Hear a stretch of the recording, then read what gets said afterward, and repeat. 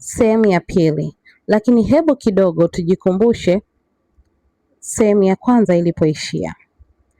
Wahitimu wa chuo kikuu cha Kauki wanafanya sherehe Kijiji Beach, Kigamboni, mwaka mmoja baada ya kuhitimu. Masaa 9 baada ya sherehe hiyo, Lilian anauawa kikatili sana getoni kwake. Ilikuwa ni alfajiri ya siku iliyofuata baada ya mauaji ya kikatili sana. Hii siku haikuwa ikikucha vizuri hata kidogo. Haikuwa njema kwa Aileen, wala haikuwa njema kwa ndugu zake Lilian, na wala haikuwa njema kwa wahitimu wenzake vile vile. Wataalamu wa forensics walikuwa wakifanya kazi yao kwenye geto lililogeuka kuwa eneo la tukio. Wataalamu hawa walipiga picha mwili wa marehemu, michirizi ya damu, na pia walipiga picha ramani ya chumba kizima. Wataalamu hawa walitafuta kila kitu ambacho kingeweza kusaidia kumtambua muuaji. Habari za tukio lililomkuta Lilian zilienea haraka sana kwa wahitimu na wanachuo wa chuo kikuu cha Kauki. "Oya, Idris, umesikia huko?" alisema Ian. "Nini?" alijibu Idris. "Lilian kavuta," alisema Ian. "We, acha utani na maisha ya watu." Idris hakumwamini rafiki yake Ian, kwa vile alikuwa mtu wa utani mara nyingi.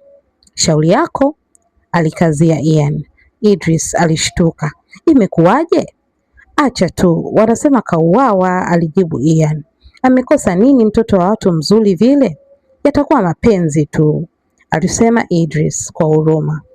"Wewe unawaza mapenzi tu kaka, huwezi waza kitu kingine?" alitania Ian. "Mimi nakushangaa.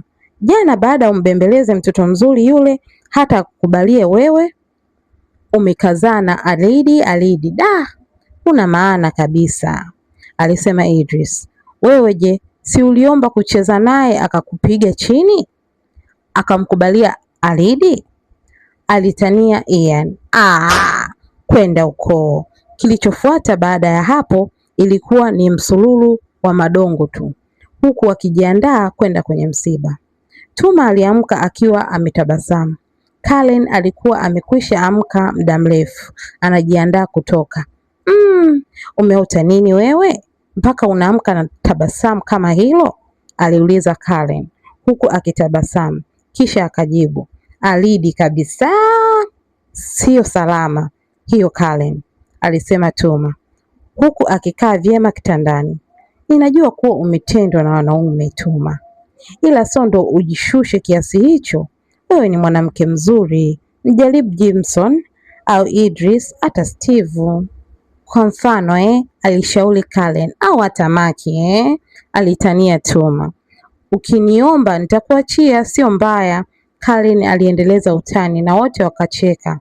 "Okay, sikia, mimi nakusapoti kwenye hili, ila niambie, una uhakika?" aliuliza Karen.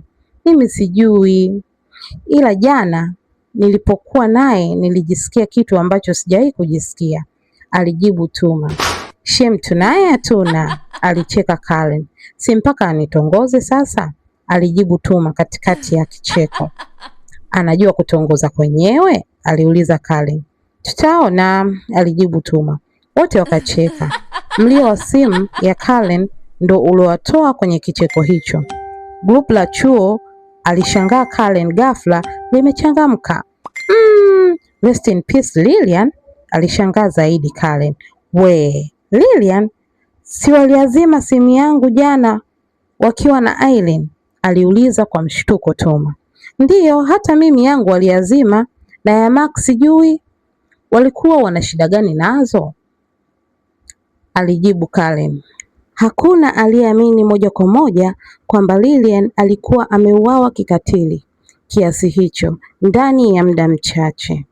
Jina lake lilitoka kuwa Lilian mpaka kuwa marehemu Lilian. Nilipofungua mlango nilimkuta akiwa amelala chini huku akiwa na damu mwili mzima. Aileen alikuwa anatoa ushuhuda wake kwa askari. Alipoulizwa kama kuna mtu alikuwa amekorofishana na Lilian, Irene alifikiria kisha akasema, hakuna, ila Irene alibaki kimya akijishauri kwamba aseme au afiche. Usiache kitu, kama unadhani sio muhimu, eleza yote. Kuna mkaka anaitwa Steve, alisema Irene. Mkaka anaitwa Steve? Aliuliza askari, huku akitikisa kichwa na kuandika kwenye dayari yake.